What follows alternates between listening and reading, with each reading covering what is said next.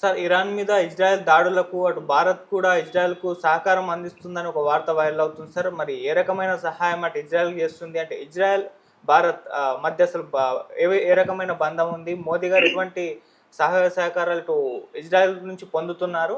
And Iran మరి దీని పట్ల ఏ విధంగా రియాక్ట్ అయ్యే అవకాశం ఉంది? ఇరాన్ మనకు కావాల్సింది. ఇరాన్‌కి మనకి 2500 సంవత్సరాల స్నేహం ఉంది. మన సింధు నాగరికత కాలం నుంచి కూడా ఇరాన్‌తో వాణిజ్య సంబంధాలు, వర్తక సంబంధాలు, కల్చరల్ రిలేషన్షిప్ ఉన్నాయి.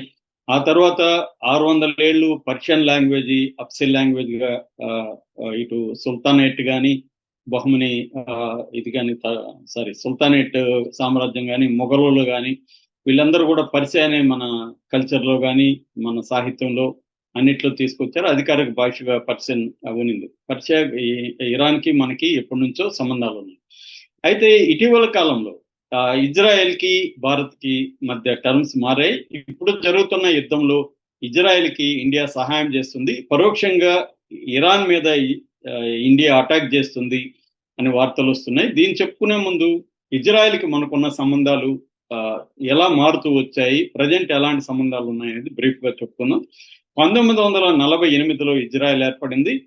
1950లో ఇండియా ఇజ్రాయెల్ దేశాన్ని ఒక ప్రత్యేక దేశంగా గుర్తించినప్పటికీ పూర్తి కాలం డిప్లొమాటిక్ సంబంధాలని ఇజ్రాయెల్తో ఇండియా పెట్టుకోలేదు. దీనికి పెట్టుకోకపోవడానికి ప్రధాన కారణం ఏంటంటే, పాలస్తీనాని ఇండియా సపోర్ట్ చేస్తుంది, అరబ్బుల్ని సపోర్ట్ చేస్తుంది. ఎందుకంటే షియా అక్కడంతా కూడా పాలస్తీనా కానీ ఇరాన్ ఈ ఏరియాలంతా షియాలు ఎక్కువ ఉంటారు. ముస్లింలలో షియా అండ్ సున్నీలు ఈ రెండు ప్రధాన తెగలు ఉంటాయి. ఇరాన్ తర్వాత షియాలు ఎక్కువ ఉన్న దేశం ఏదంటే ఇండియానే. అందువల్ల ఎంత పెద్ద ముస్లిం పాపులేషన్ ఇండియాలో ఉంది కాబట్టి ముస్లింలకు వ్యతిరేకంగా ఉన్న ఇజ్రాయెల్ని సపోర్ట్ చేయకూడదని చెప్పి ఇండియా సపోర్ట్ చేయలేదు. అరబ్బులకు అనుకూలంగాను, పాలస్తీనాకు అనుకూలంగాను మన ఇండియా ఉంది. మరోపక్క సోవియట్ యూనియన్తో ఇండియా నెహ్రూ పీరియడ్లో, ఆ తర్వాత వచ్చిన ఇందిరాగాంధీ పీరియడ్లో సత్సంబంధాలని కలిగి ఉంది కాబట్టి సోవియట్ యూనియన్కి ఇజ్రాయెల్కి పడదు కాబట్టి ఆ రకంగా కూడా మనం ఇజ్రాయెల్కి వ్యతిరేకిస్తూ వచ్చాం. ఇది 1992 వరకు కొనసాగింది. అప్పటికి 90s నాటికి సోవియట్ యూనియన్ కుప్పగొలిపోయింది. 90 తర్వాత పివి నరసింహారావు, మన్మోహన్ ప్రభుత్వం సంస్కరణ ప్రవేశపెట్టింది. అందులో భాగంగా మొదటిసారిగా పివి నరసింహారావు ప్రభుత్వం ఇజ్రాయెల్తో పూర్తి స్థాయి డిప్లొమాటిక్ సంబంధాలని పెట్టుకునింది. అయితే అది మళ్ళీ పరిమితంగానే ఉన్నాయి. ఎక్కువ సార్లు పిఎల్ఓ అంటారు, పాలస్తీనా లిబరేషన్ ఆర్గనైజేషన్ తోనే పివి నరసింహారావు ప్రభుత్వం కూడా ఎక్కువగా పాలస్తీనాను సపోర్ట్ చేస్తూ వచ్చింది. ఈ ఇజ్రాయెల్తో కొద్దిగా ఫ్లెక్సిబుల్ గా మారాయి సంబంధాలు, అంతకు ముందు కంటే బెటర్ అయినాయి. అయితే మోడీ వచ్చిన తర్వాత ఫస్ట్ టైము ఒక ప్రధానమంత్రి, మన భారతదేశ ప్రధానమంత్రి ఇజ్రాయెల్ని సందర్శించింది ఎవరంటే మోడీని. 2017లో మోడీ ఇజ్రాయెల్కి వెళ్ళాడు. అక్కడి నుంచి మనకి వాళ్ళకి మధ్య సంబంధాలు ఏర్పడ్డాయి ఫుల్గా. తర్వాత సంవత్సరం 2018లో ఇప్పుడున్న బెంజమిన్ నెతన్యాహు ఇండియాకి వచ్చాడు.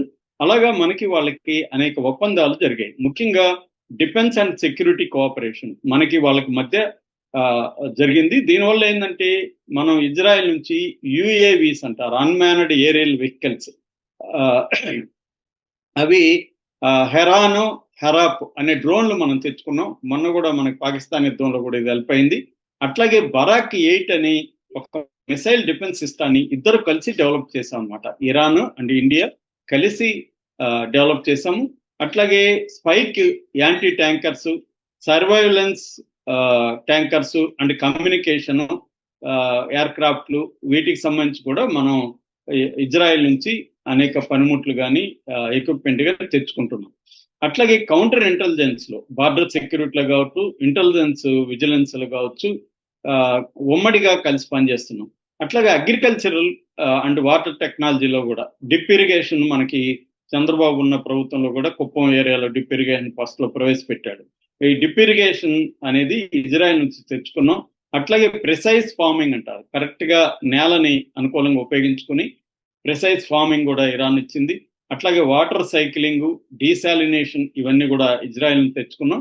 అట్లాగే గ్రీన్ హౌస్ ఎఫెక్ట్ అనేది కూడా ఇజ్రాయెల్ నుంచి మనం తెచ్చుకున్నాం. దాంతోపాటు సెక్యూరిటీ, ఇంటర్నల్ సెక్యూరిటీకి సంబంధించి, తర్వాత సైన్స్ అండ్ ఇన్నోవేషన్ అంటే ఇస్రో, ఐఎస్ఏ కలిసి పనిచేయడం, సైబర్ సెక్యూరిటీ, మనకి సైబర్ సెక్యూరిటీ నుంచి కూడా ఇజ్రాయెల్ నుంచి వచ్చింది. ఏఐ కానీ, తర్వాత రెన్యూవబుల్ ఎనర్జీ కానీ ఇజ్రాయెల్ నుంచి తెచ్చుకున్నాం. నిఘా వ్యవస్థ, సర్వైలెన్స్ అంతా కూడా ఇజ్రాయెల్ నుంచి. మనకి ఆల్రెడీ ఇప్పుడు ఇక్కడ ఫోన్ ట్యాపింగ్ కేసు తెలంగాణలో నడుస్తుంది. అది ఎక్కడి నుంచి వచ్చింది? ఇజ్రాయెల్ నుంచి వచ్చిన టెక్నాలజీ. అంతకుముందు మోడీ మీద కూడా విమర్శలు ఉన్నాయి. పెగాసెస్ అనే ఒక సాఫ్ట్వేర్ ని ఇజ్రాయెల్ నుంచి తీసుకొచ్చారని. అట్లాగే ఏబి వెంకటేశ్వరరావు ఇజ్రాయెల్కి వెళ్ళి తీసుకొచ్చాడని జగన్ కేసు పెట్టాడు. ఇలాగా ఇజ్రాయెల్ నుంచే మనకి సర్వైలెన్స్ టెక్నాలజీ, సీసీ కెమెరాల టెక్నాలజీ, ఫోన్ ట్యాపింగ్, ఇవన్నీ కూడా ఇజ్రాయెల్ నుంచి మనకి వచ్చాయన్నమాట. అట్లాగే బైలాటరల్ బిజినెస్, వ్యాపారం అనేది కూడా మనకి ట్రేడ్ అండ్ ఎకనామిక్ రిలేషన్షిప్స్ లో కూడా $8 బిలియన్ బైలాటరల్ ట్రేడ్ ఇండియాకి ఇజ్రాయెల్కి ఉంది. అట్లాగే 1,00,000 మంది ఇండియన్ ఆరిజిన్ ఉన్న జూస్ ఇజ్రాయెల్లో ఉన్నారు. ఇంకొక 32,000 మంది ఇండియన్స్ అక్కడ కూలీలుగా లేకపోతే కేర్ గివర్స్ గా పనిచేస్తున్నారు. ఈ సంఖ్య 1,00,000కి వెళ్ళే అవకాశం ఉందన్నమాట. సో ఇజ్రాయెల్కి మనకి గత కొంతకాలంగా పెరుగుతూ వచ్చింది. మరోవైపు ఇరాన్కి మనకి తగ్గుతా వస్తున్నాయి. ఎందుకంటే ఇరాన్ మీద ఆంక్షలు పెట్టేసరికి ఎక్కువగా మనం ఒకప్పుడు 40% ఆయిల్ని ఇరాన్ నుంచి మనం ఇంపోర్ట్ చేసుకున్న వాళ్ళం, తక్కువకు వస్తుంది. రెండోది డాలర్లు అవసరం లేకుండా రూపాయల ద్వారానే వ్యాపారం చేసుకోవచ్చు అనమాట. అందుకని చాలా బెటర్గా ఉండింది మనకి ఇరాన్ నుంచి ఆయిల్ తెచ్చుకోవడం. కానీ ఎప్పుడైతే ఆంక్షలు వచ్చాయో మోడీ దానికి భయపడి ఆంక్షలు పెట్టారు కాబట్టి పక్కకు వచ్చేసి రష్యా మీద ఆంక్షలు పెట్టినప్పటికీ రష్యా నుంచి ఆయిల్ తెచ్చుకోవడం మొదలు పెట్టారు. సో ఒకప్పుడు ఇరాన్కి మనకి $17 బిలియన్ బైలాటర్ వాణిజ్యం ఉంటే ఇవాళ అది $2 బిలియన్ పడిపోయింది. మనం ఇరాన్లో ఒక పోర్టుని, చాబహార్ పోర్టుని డెవలప్ చేస్తామని కూడా ఒప్పందం చేసుకున్నాం, కానీ అది పెద్దగా పట్టించుకోవట్లేదు. మరోవైపు ఇజ్రాయెల్లో అదానీ పెట్టుబడులు కూడా, ఇప్పుడు హైఫా మీద ఎక్కువ దాడి చేస్తుంది ఇరాన్. హైఫాలో ఒక పోర్ట్ ఉంది, కమర్షియల్ పోర్టు. ఆ పోర్టులో $4 బిలియన్ ఇన్వెస్ట్ చేశాడు అదానీ. సో అదానీ మోడీ ఫ్రెండ్ అని మనకు తెలుసు. సో ఇటు ప్రైవేట్గా కావచ్చు, గవర్నమెంట్ పరంగా కావచ్చు, ఇజ్రాయెల్తో మన సంబంధాలు పెరుగుతూ వచ్చాయి. పాకిస్తాన్కి మనకి యుద్ధం వచ్చినప్పుడు కూడా మనల్ని సపోర్ట్ చేసిన ఏకైక దేశం Israel. So at the same time మనం ఎలాంటి, మోడీ ప్రభుత్వం కూడా ఎలాంటి వైఖరి ఉందంటే ఒక బ్యాలెన్స్డ్ వైఖరిని తీసుకుంది. అంటే ఇజ్రాయెల్ని సపోర్ట్ చేసినంత మాత్రాన పాలస్తీనాని వ్యతిరేకించడం కాకుండా చేసింది. గాజాకు సంబంధించి కూడా అంతకుముందు 2023 అక్టోబర్ 7న హమస్ ఇజ్రాయెల్ మీద దాడి చేసినప్పుడు మోడీ ప్రభుత్వం తీవ్రంగా ఖండించింది. హమస్ని తీవ్రవాదులు, ఉగ్రవాదులు అనే టెర్రరిస్టులు అని చెప్పింది.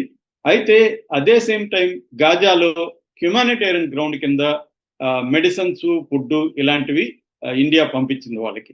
అయితే ఇజ్రాయెల్కి గాజాకు మధ్య వారు పెరుగుతున్న కొద్దీ తటస్థ వైఖరి అనేది ఫాలో కావడం మొదలుపెట్టింది. ఐక్యరాజ్య సమితిలో కూడా దీని మీద ఓటింగ్ పెట్టినప్పుడు గాజా మీద కాల్పుల విరమణకు సంబంధించి ఇండియా అటెండ్ కాలేదు. సో ఏదో ఒక రూపంలో తప్పించుకోవడం మొదలుపెట్టింది. మరోవైపు ఇరాన్తో కూడా బ్రిక్స్ కావచ్చు, షాంఘై కోఆపరేషన్ ట్రీటీ కావచ్చు, వాటిలో కూడా ఇండియా సభ్యత్వం ఉంది. అంటే ఒక బ్యాలెన్స్ మెయింటైన్ చేస్తుంది. కానీ ఈ మొగ్గు అనేది కొద్దిగా ఇజ్రాయెల్ వైపే మొగ్గు ఎక్కువగా ఉంది.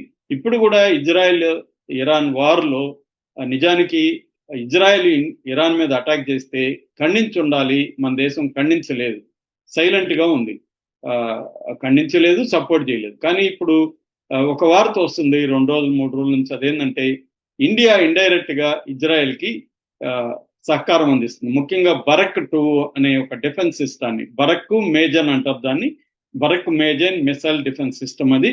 దీన్ని అక్కడ SAR-6 అనే ఒక డిఫెన్స్ సిస్టంలో అనుసంధానించి ఇజ్రాయెల్ వాడుకుంటుంది. మొన్న ఒక్క రోజులోనే 6 డ్రోన్లని ఈ డిఫెన్స్ సిస్టమ్ ఉపయోగించి ఇరాన్ ప్రయోగించిన డ్రోన్లని దెబ్బకొట్టిందన్నమాట. సో ఇది ఇండియా అలా హెల్ప్ చేస్తుంది. ఈ బరక్ 2 అనే ఒక డిఫెన్స్ సిస్టమ్ ని ఇజ్రాయెల్కి అందించడానికి ఇండియా కోఆపరేట్ చేస్తుంది అనమాట. అది చాలా పెద్ద హెల్ప్ ఇజ్రాయెల్కి. ఎందుకంటే ఇజ్రాయెల్ డిఫెన్స్ సిస్టమ్స్ ప్రధానంగా 3 ఉంటాయి. యారో 3, డేవిడ్ స్లింగ్, తర్వాత ఐరన్ డోము.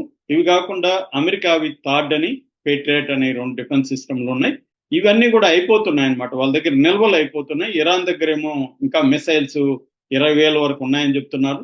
ఈ నేపథ్యంలో ఇండియా లాంటి సహకారం ఇజ్రాయెల్కి చాలా అవసరం. అట్లాగే నావెల్ పర్షియన్ గల్ఫ్లో మన షిప్పుల్ని దించి ఇజ్రాయెల్కి మద్దతు ఇవ్వడానికి కూడా దీన్ని ఆపరేషన్ ప్రాస్పరిటీ గార్డియన్ అని పేరు పెట్టారు. ఈ ఈ రకంగా కూడా మోడీ ఇజ్రాయెల్కి సహాయం చేస్తున్నాడు. ఆ రకంగా ఇండైరెక్ట్ గా ఇరాన్ మీద దాడికి మోడీ చేస్తున్నాడు అనేది విమర్శలు వస్తున్నాయి. మరోవైపు ఇరాన్ అయితే మనల్ని ఇప్పటివరకు ఏం నిందించలేదు.